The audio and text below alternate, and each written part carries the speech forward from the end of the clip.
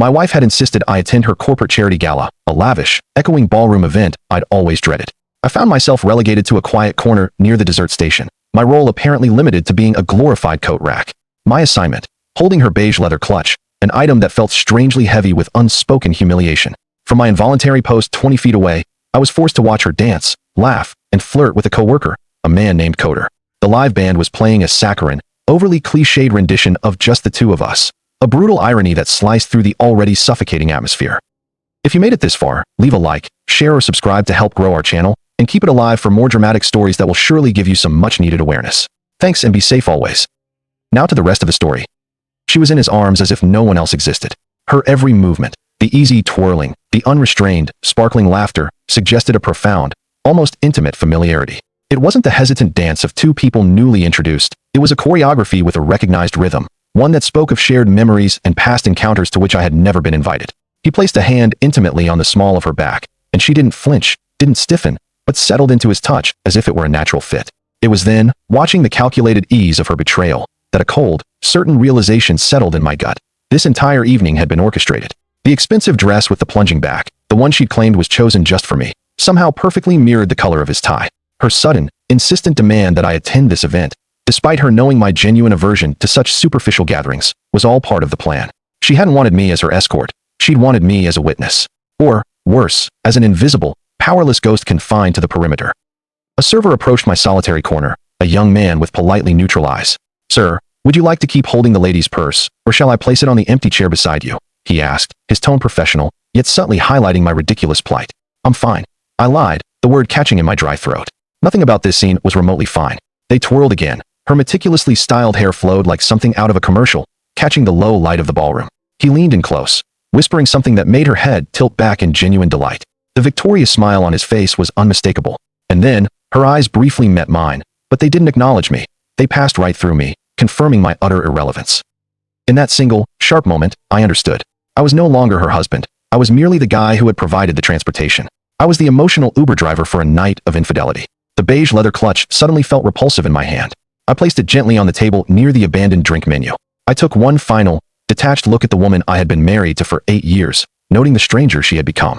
Without a scene, without raising my voice or attempting a futile confrontation, I turned and walked away. It was the quietest, most dignified goodbye she never heard. But the night had a desperate final twist. Only seconds later, I heard the rapid, panicked clatter of her designer heels on the marble floor behind me.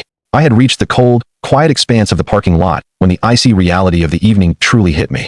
It wasn't the temperature, it was the bone-deep cold of shock settling into my chest. I stood rigid beside our car, my arms crossed, blinking at the streetlights, unable to move until I could determine if the humiliating spectacle I'd just witnessed was truly real. "Maui," she shouted, the sound frayed with panic. I flinched, not just at my name, but at the raw, accusatory tone, as if I were the one who had wounded her. I turned slowly, awkwardly. In the harsh fluorescent glow of the parking lot, she looked frantic, her lipstick slightly smeared, her beautiful dress strap slipping, her eyes wide and wet. "Did you really just leave?" she demanded, her gaze darting over me as if I were a stranger who'd pulled a cruel prank. "Yes," I confirmed, the word barely a rasp, yet heavy with all the questions I wasn't asking. She hurried closer, her voice dropping to a harsh whisper. "Are you truly going to make a spectacle of this here? At my work event?" The phrase detonated something inside me. My work event. Not our marriage, not our life, but her professional turf. A sharp, bitter laugh, the kind that sounds like it tears muscle, escaped me. "I held your purse," I stated, the small detail suddenly the most monstrous thing in the room. "I stood 20 feet away and held your purse while you slow danced with a man who probably sends you inspirational Friday memes." Her face went through a rapid, ugly shift. The guilt vanished, instantly replaced by a brittle defensiveness. She crossed her arms tightly. "It was just a dance, Maui. We were catching up. You've become so paranoid lately. It's exhausting." Exhausting. My crime wasn't being disrespected. It was being an inconvenience to her infidelity. But then her phone, clutched tightly in her hand, vibrated. She looked down instantly, instinctively. The screen flared, and in that flash of light, I saw it. A name, Coder, calling her, and directly beneath the name, a message preview. The damning words stared up at me. "Let me know when he leaves." I didn't utter a word. I just looked from the screen to her eyes. She followed my gaze, realizing too late that I had seen. The blood drained from her face, leaving a terrifying, papery whiteness. For the first time all night, she looked scared, a raw, primitive fear replacing her practiced annoyance. "Maui, it's not what you think," she stammered. My hand came up, shaking visibly.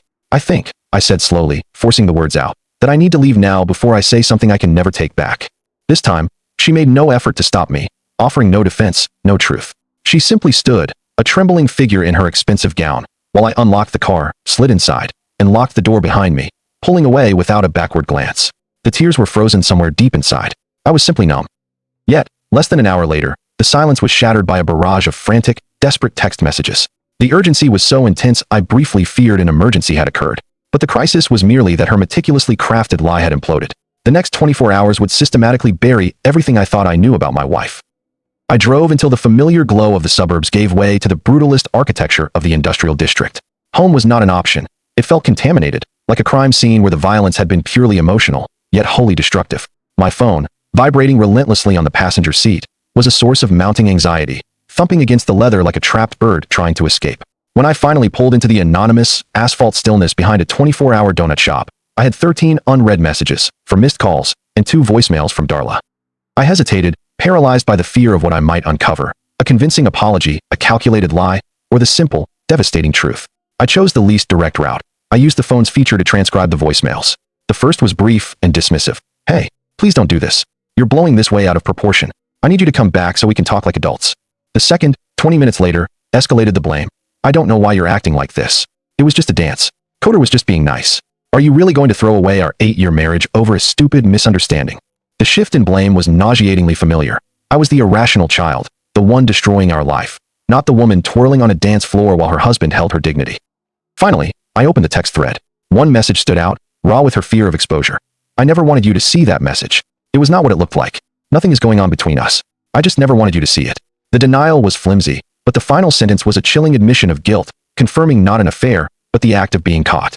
It was a hot, sharp twist of the knife in my back. Still unable to face her, I did the next best thing. I turned off my phone and drove to my brother's house. He and his girlfriend were away in Tahoe, so I used the spare key he'd given me last year. I collapsed onto his neutral, non-threatening couch and stared into the dark ceiling.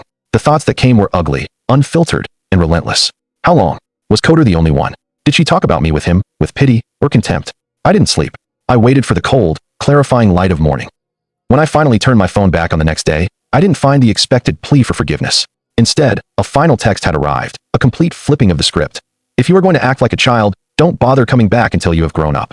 The calculated cruelty of it set fire to my ribs. She had stopped begging and was now making me the villain of her narrative. But it was too late. I had already made a cold, quiet decision.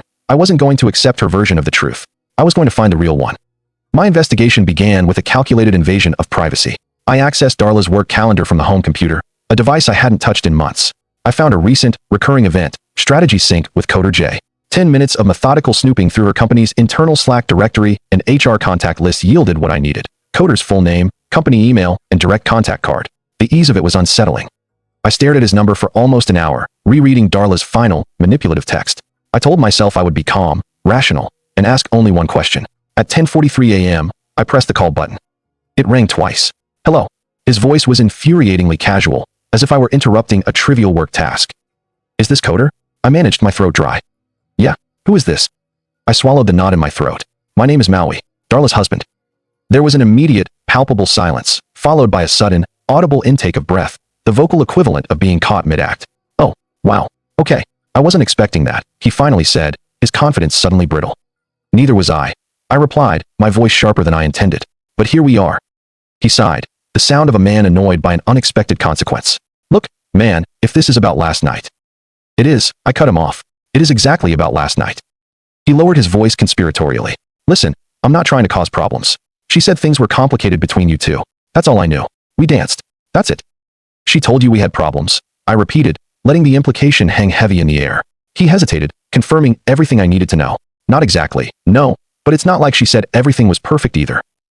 Nausea finally seeped into the crack that had opened in my chest. "Did you two ever? Has anything physical happened between you two?" His response was delayed, calculated. "Look, man, I'm not trying to be disrespectful, okay? But if you're calling me looking for closure or an easy answer, I don't think I'm your guy." That was the only answer I needed. I let the silence stretch for a moment, a cold acknowledgement of the end. "Well, thanks for your time," I finally mumbled, my voice flat and hollow.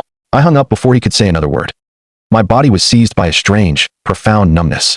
I didn't rage or weep. I simply sat still, like a machine that had been switched off mid-cycle. Every part of me had stalled, unable to process the betrayal, the lies, and the quiet, crushing realization that I had spent 8 years building a life on a foundation of sand. The next step was clear. I had to detach. I opened my phone's photo album and, not out of anger, but out of a need to sterilize my history, I deleted every picture we had taken in the last year. None of it felt real anymore. I was certain of one thing. She had made her choices. Now, I had to make mine. I didn't return home until after midnight, parking 3 houses down the street. I wanted to slip in like a stranger, a man returning to inspect the ashes, not a husband coming home. The house was unusually dark, the lights off, the curtains drawn. Darla always left the porch light on, a passive-aggressive beacon of her displeasure. Its absence now was unnerving. I opened the door into a silent house, expecting a confrontation, but found only an eerie, tomb-like stillness, broken only by the faint, rhythmic ticking of the kitchen clock I'd fixed last year. I walked into the kitchen. On the center of the dining room table, placed with deliberate theatricality, was a manila envelope. It had no name, no note, and was sealed with a small, circular wax press. My stomach twisted with dread. Divorce papers? A final confession? I sat down, staring at it for a long, cold minute before slowly breaking the seal. Inside were 3 items: a hastily ripped piece of notebook paper, a printed and highlighted email, and a photograph. I read the handwritten note first. It was in Darla's recognizable, curly script. "You are going to hate me for this, and I probably deserve it. But you deserve the whole truth. I don't have the guts to tell you in person. Maybe that makes me a coward. Maybe I have always been one." I moved to the printed email. The subject line read, "HR review, urgent follow-up needed." Dated 4 weeks prior, it was a cold, formal communication from her company's human resources department. It revealed that she had been flagged for 4 undeclared relationships within the leadership hierarchy. An anonymous complaint had been filed, citing implications of favoritism, after-hours meetings, and undeclared travel. The email was procedural, but the meaning was a gut punch. The problem was not just Coder, it was more than Coder. She was under internal investigation, facing possible suspension. My vision blurred, the room tilting. I pulled out the 3rd item, the photo. It was not Coder. It was Darla in a dimly lit hotel bar, sitting next to an older man in a navy blazer, his hand resting possessively on her thigh beneath the table. She was laughing with that familiar, genuine delight. On the back, someone had scrolled a single, damning sentence. "He is the one she really saved the green dress for." The dance, the message, Coder, they were all a smokescreen. The betrayal was deeper, broader, a systemic rot in my marriage. Coder had been a distraction from this man, a man whose name I didn't even know. This was not a betrayal. It was a complex operation of lies. I sat there, paralyzed by a chilling clarity. I was no longer the foolish husband holding a purse. I was the recipient of a carefully packaged truth. I knew exactly what I had to do next, and it wasn't to mourn. It was to find the architect of this revelation. The heavy weight of the truth settled in my gut, like swallowed cement. I spent the rest of the night in a restless vigil, expecting more pages, more revelations, but the silence held. By 9:15 the next morning, I had decided I would not confront Darla alone. I needed control, not a chaotic meltdown. But then, a knock on the door. When I opened it, it wasn't Darla, but Melanie, Darla's younger sister, standing guard. Behind her, looking haggard and aged 10 years overnight, was Darla herself. "She just wants to talk," Melanie stated, handing me one of the coffees she held, a silent plea for peace. "But she isn't coming inside unless you say so." I looked at Darla. She was stripped of her gala persona, an old sweatshirt, no makeup, fear pooling in her eyes. "Please," she whispered, her voice rough. "Just 5 minutes." I stepped aside, not out of forgiveness, but because I needed to hear the lie she would spin now that I held the full truth. Melanie stood by the window, an anxious sentinel. Darla finally spoke, her gaze fixed on the table where the envelope still rested. "I know you saw the email," she whispered. I offered no confirmation, just a cold, steady gaze. "I did not sleep with him," she added quickly, a rehearsed defense. "It never got that far." "That far," I repeated. "So there was a distance you were trying to reach." She looked down. Melanie intervened. "Darla, just say it." Darla wiped her face, forcing the words out. "He was my boss, 1 level up. We got close. He flirted, I flirted back. It felt safe. I didn't think it would turn into anything serious. But then Coder came into the picture, and I started juggling. I got caught. HR found out about the hotel bar. I didn't report it. That was a violation. They are probably going to fire me." She looked up, her eyes watery with fear, not regret. "But the worst part was watching you walk out of that room. That look on your face." "I had already written her out of my life," I told Melanie. "Well, she's still here," Melanie countered. I looked back at Darla. "Why? Why did you leave that envelope? Why now?" "Because I didn't want to lose everything," she whispered. "I thought if I did damage control, I could fix it before it went too far. I didn't realize the line had already been crossed." Then, Melanie delivered the second, more chilling truth. "She didn't put that envelope on the table, Maui." I turned to her sharply. "What?" "That's why I came. Darla called me this morning to confess, but when we got here, the door was unlocked and the envelope was already waiting." My blood ran cold. Someone else had access to Darla's work information, to that photo, and to our house. This was no longer just about infidelity. This was surveillance. I walked silently to the guest bedroom. I noticed the outlet cover was slightly crooked, a detail I would normally never register, but my mind was now hyper-alert. I found a screwdriver and slowly removed it. Tucked into the wall cavity, behind the faceplate, was a small black device with a blinking red light, a live, wireless camera. I dropped it onto the dining room table between them. Darla gasped. Melanie swore. It was in the guest room wall, I said, my voice dangerously flat, pointing at the hallway. Not the bed, the hallway. Melanie's eyes widened in dawning horror. Whoever put it there wasn't trying to catch an affair, I finished. They were tracking movements, comings and goings. They wanted a pattern. It was a sickening revelation. This was a calculated attempt at leverage. Did anyone else stay in that room? I asked Darla. She nodded, trembling. Months ago, my boss, the one from the email. His Uber was canceled after an office dinner, and it was pouring rain. I told you I was working late. So someone wanted proof, Melanie whispered. Not of the cheating, but of the opportunity and frequency. Then, Darla's fear finally broke through her guilt. There's something else I didn't tell you, she choked out. I got a message last week from an unknown number. It said, tell him or I will. I thought it was Coder. I deleted it. I thought it was a scare tactic. The fury burned behind my eyes. Why didn't you say anything? Because I thought I could still fix it. I thought if I buried it, it would go away. I leaned back, the room spinning. Someone had been watching. Someone had broken in. Someone had planted evidence. This was no longer just a betrayal. It was a cold, escalating game of blackmail. I knew then, with a terrifying certainty, that the source was not Coder, but her former boss, the man who felt entitled to her obedience. We handed all the evidence, the printed emails, the photo, and the recordings extracted from the camera's memory card, over to Darla's legal counsel. Within days, the man was placed on administrative leave. I didn't follow the outcome. I simply didn't care. It was not my fight. My decision had been finalized the moment I saw the camera in the wall. I was not going to stay. I was done choosing people who didn't choose me. I moved out the following week. No shouting, no dramatic breakup. I packed my essentials, books, my old records, and my one good cast iron skillet.